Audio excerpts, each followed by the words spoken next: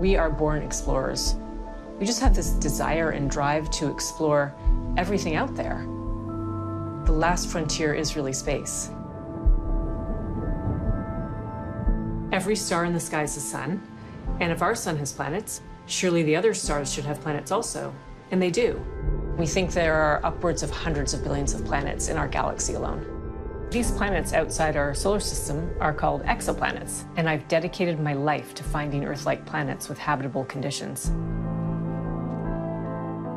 These exoplanets need to live in what we call the Goldilocks zone. Not too hot, not too cold, but just right for life.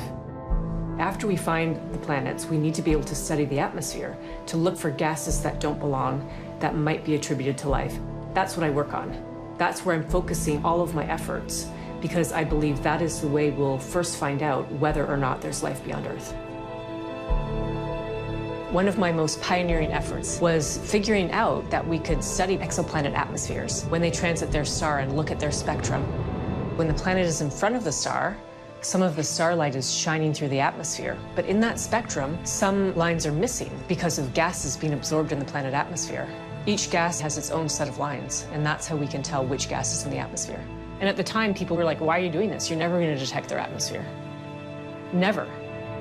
And when the first transiting planet was discovered, I dropped everything to work on my idea. I coded everything over and over again, pencil and paper equations on my computer, and I just worked nonstop until I got it done.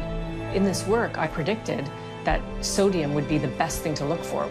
About a year later, a different team of observers using the Hubble Space Telescope found sodium using the exact method I described. This was the first ever detection of an exoplanet atmosphere. I love working at the frontier, being the first ever to do something new, to try something out that no one else has ever thought of. I regard myself as an explorer. And for my work, it's an exploration using the mind.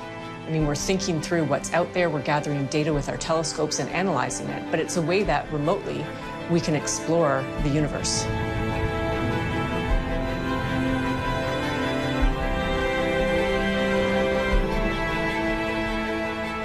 One of the challenges in discovering and studying exoplanets is just that the star is so bright compared to the planet. One of the ways we're working on to be able to look at the planet directly is the starshade.